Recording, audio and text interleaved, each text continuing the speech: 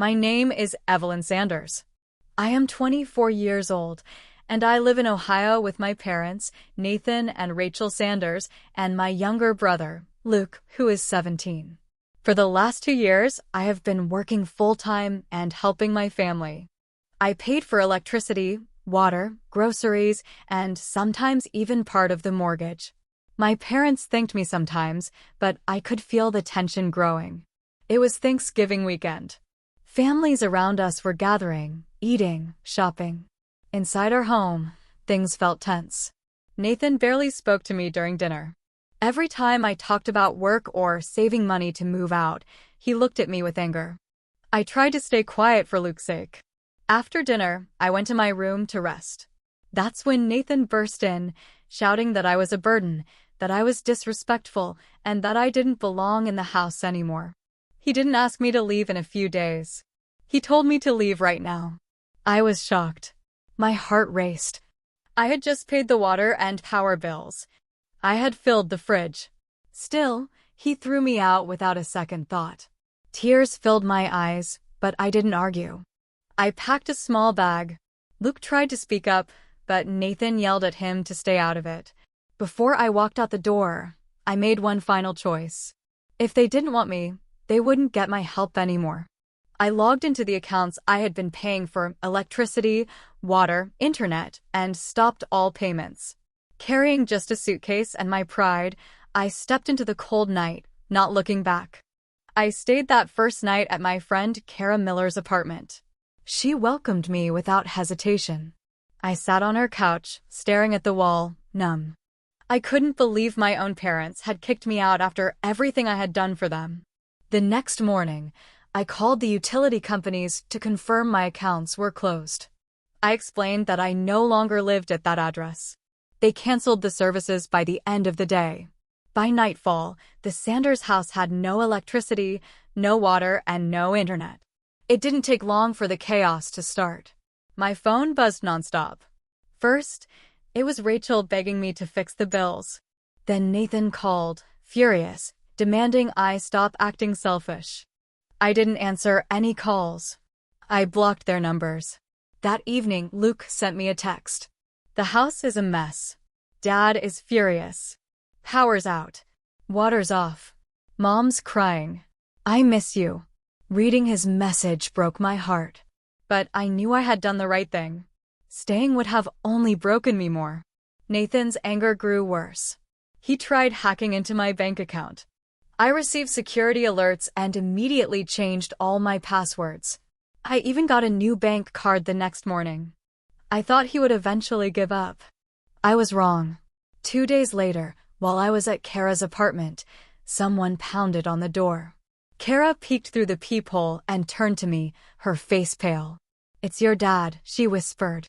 Before I could react, Nathan started shouting, demanding I come outside. He yelled about how I had ruined the family, calling me names loud enough for the neighbors to hear. Kara called the police without hesitation. When the officers arrived, Nathan tried to argue, but they weren't interested. After a short investigation, they arrested him for harassment and disturbing the peace.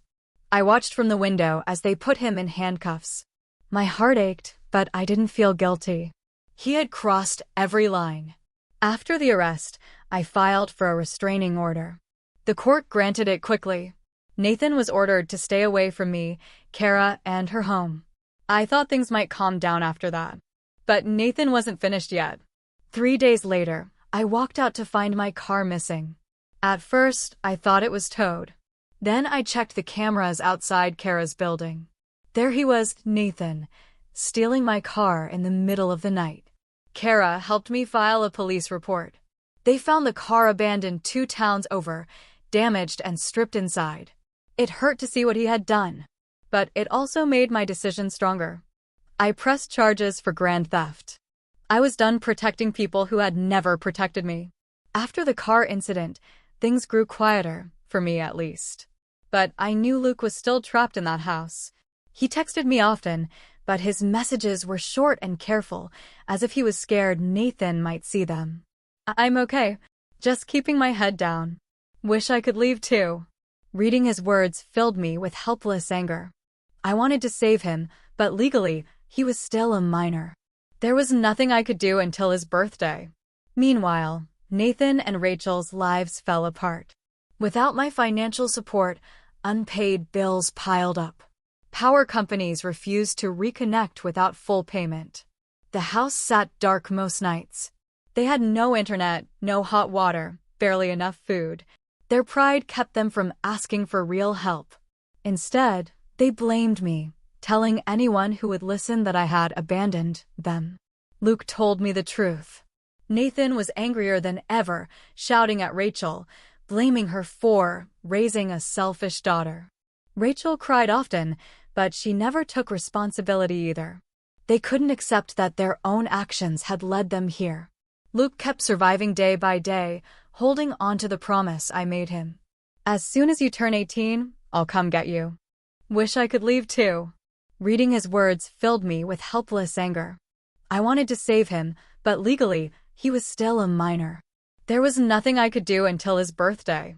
Meanwhile, Nathan and Rachel's lives fell apart. Without my financial support, unpaid bills piled up.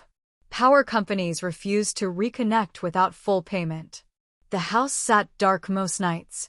They had no internet, no hot water, barely enough food. Their pride kept them from asking for real help. Instead, they blamed me, telling anyone who would listen that I had abandoned them. Luke told me the truth. Nathan was angrier than ever, shouting at Rachel, blaming her for raising a selfish daughter. Rachel cried often, but she never took responsibility either.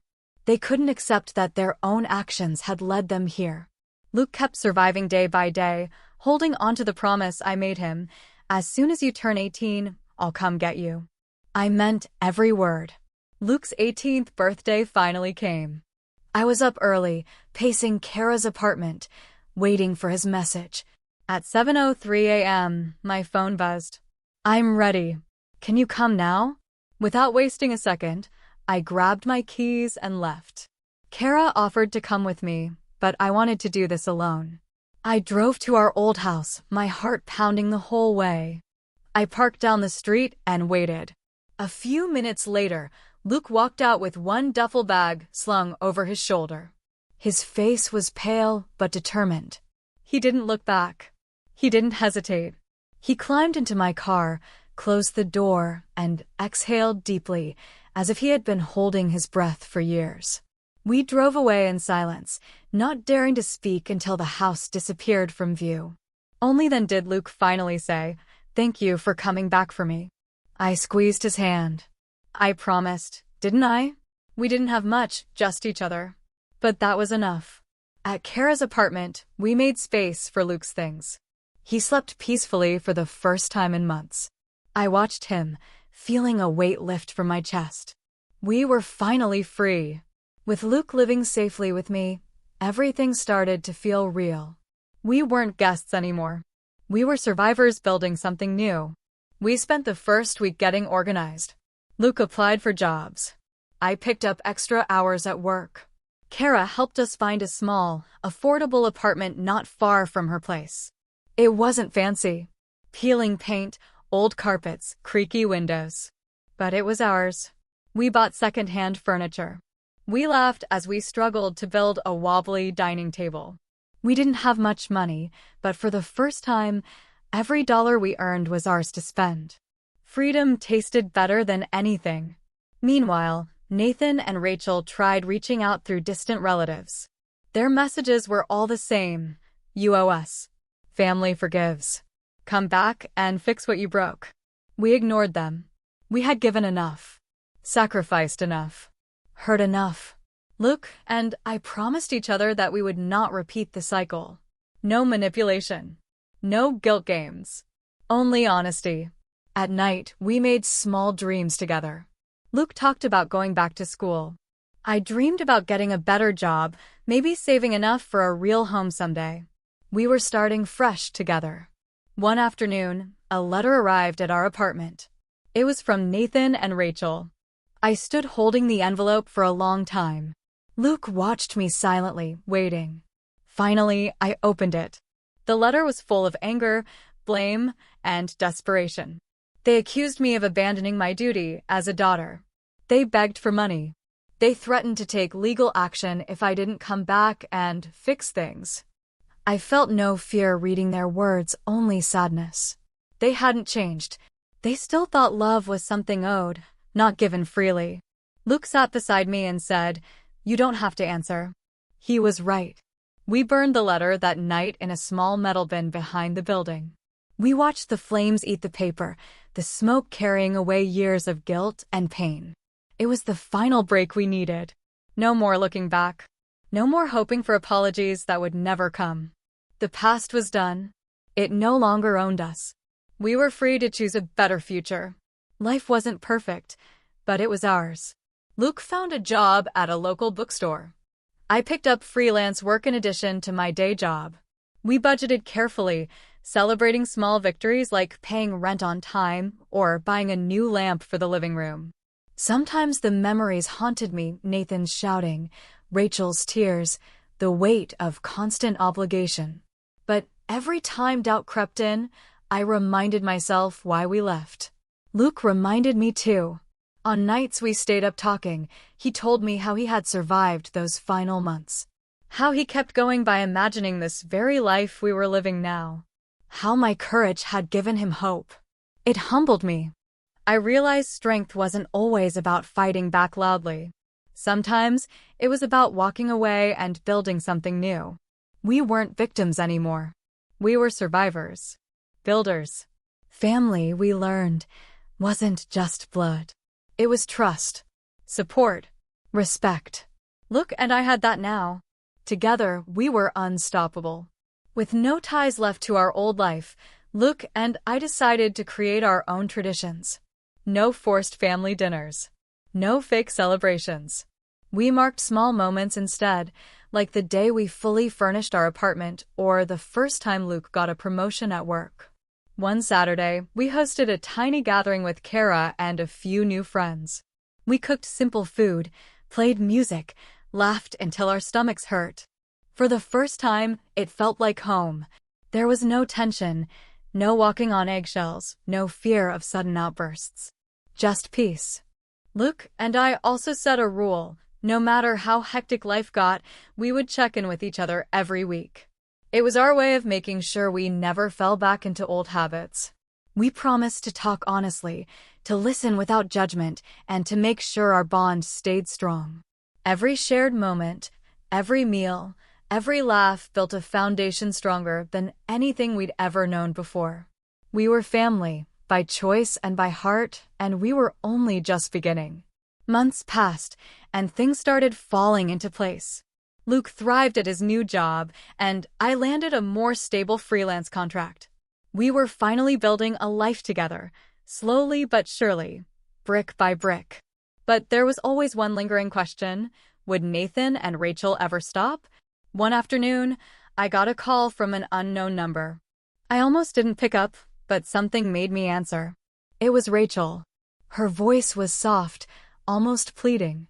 "Joanna, I need your help." A chill ran through me.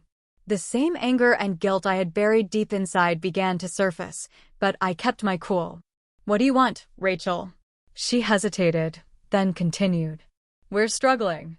Nathan, he's in trouble. He's been arrested for fraud." I didn't feel a thing. Not sympathy, not anger, just nothing. Rachel kept talking, blaming everything on the circumstances as usual. "You're the only one who can help us. If you could just send some money." I cut her off. "No, Rachel. I've done enough. You made your choices. Now you have to deal with the consequences." There was a long silence on the other end. I could hear her breathing heavily. I almost expected her to beg, but she didn't. "You're just like him, you know," she said bitterly. Her words stung, but not in the way they once would have. It didn't hurt anymore. I ended the call, this time, for good. Luke was waiting for me when I walked back into the apartment. I didn't need to say a word. He saw it on my face. "You okay?" he asked. "Yeah," I replied, sitting beside him. "I'm okay. I finally am." We sat in silence for a while, each of us processing things in our own way. No more calls. No more guilt. No more manipulation. We were free, and we were going to stay that way. The days after Rachel's call felt lighter, like a weight had been lifted from my chest. I didn't realize just how much I had been carrying until it was gone. Luke and I settled back into our routine. We spent more time outside, visiting new spots around the city, reclaiming parts of ourselves that had been lost along the way. One evening, while we walked through the park, Luke turned to me. "You know, we really have come a long way." I smiled, squeezing his hand. "Yeah, we have. And we're just getting started." I'd always thought healing meant forgetting the past, but now I knew better. It wasn't about erasing what happened. It was about learning from it, letting it shape us, and then moving forward. We were both doing that. And it wasn't just about escaping my parents anymore. It was about building a life where we could finally thrive, free from the cycles that had trapped us before. We didn't need anyone's permission to be happy. We didn't need to prove anything to anyone. We were enough. A few weeks later, Luke signed up for night classes at a local community college. He wanted to finish his high school diploma and start college full-time. I couldn't have been prouder. As for me, I was finally beginning to see possibilities I hadn't considered before. I was exploring career options I never had the chance to pursue, thinking about stability and growth. We weren't just surviving anymore. We were thriving. The road ahead wasn't easy, but it was ours to travel. The next few months flew by. Luke excelled in his classes and at his job, working toward a future he'd once thought was out of reach. I made progress too, securing larger freelance contracts and building a more stable financial foundation for us. But it wasn't just about money or career progress. It was the peace. The quiet certainty that we were no longer at the mercy of anyone's manipulation or demands. One evening, after a long week of work, Luke and I sat on the couch, unwinding. We'd just finished dinner, and he was flipping through a magazine about graphic design. "I'm thinking about switching things up," he said suddenly. I raised an eyebrow. "What do you mean?" "Well," he hesitated, "I've been considering a career in design. I know it's a big shift, but I think I'd enjoy it. Maybe I could even go for a degree in it eventually." I smiled, proud of his ambition. "I think you'd be great at it." "Why not?" He hesitated again before answering. "It's always been hard for me to dream bigger. I've been so focused on surviving that I never really thought about what I wanted." I nodded, understanding exactly what he meant. For so long, we'd been focused on getting by, on staying afloat. But now we were dreaming, building, creating. I leaned over, resting my head on his shoulder. "I'm so proud of you, Luke. You've already come so far." He squeezed my hand, and for a moment, we just sat in the comfort of each other's presence. The world outside didn't matter. What mattered was that we had found a way to build a life together, free from the past. In the weeks that followed, we each took steps toward our goals. Luke enrolled in a design class, and I secured more permanent work I was passionate about. We saved for the future, but also carved out time for the things that made us happy. We started searching for potential places to move into, a place with more space, somewhere we could continue to grow. We dreamed about what it would look like when we weren't just surviving, but truly thriving in a home we had built for ourselves. Life was no longer about escaping. It was about living. And living fully. As the months passed, the pieces of our new life fell into place. Luke's design career began to take off, and I was thrilled to land a full-time position at a company I genuinely admired. We weren't just building a future anymore. We were living it. We found a new apartment, bright, airy, with a small garden and plenty of room for us to breathe and grow. It felt like everything we'd worked for was coming to life, like we weren't just two people trying to survive, but two people who had finally found peace. One weekend, as we unpacked boxes in our new home, Luke turned to me, his eyes shining with a mix of excitement and gratitude. "I can't believe we're here. Look at how far we've come." I smiled, placing a framed picture of us on the mantel. "It's amazing, isn't it?" We both paused for a moment, soaking in the silence. This place was our home, a sanctuary from everything that had once weighed us down. Later that evening, we settled on the couch with a glass of wine, discussing our plans for the future. Luke had already started looking into schools for his design degree, and I was considering certifications in a field I had always been passionate about, marketing. The possibilities felt endless. There was no more fear, no more guilt. Just the freedom to dream. That night, as we lay in bed, Luke turned to me, his voice soft yet filled with hope. "You know, I've been thinking. Maybe one day we could start a family." I held him close, the weight of those words sinking in. We had built so much together, and now the thought of expanding our world only brought excitement, not anxiety. "I'd love that," I whispered. "We've got everything we need." And, for the first time in my life, I truly believed it. Our past had shaped us, but it no longer defined us. We had fought to break free, and in doing so, we had created a future filled with love, hope, and endless possibilities. This was just the beginning. Do you think Evelyn and Luke made the right decision in walking away from their parents, Nathan and Rachel? Was it justified for them to prioritize their own well-being and future over the toxic familial ties that had once defined their lives?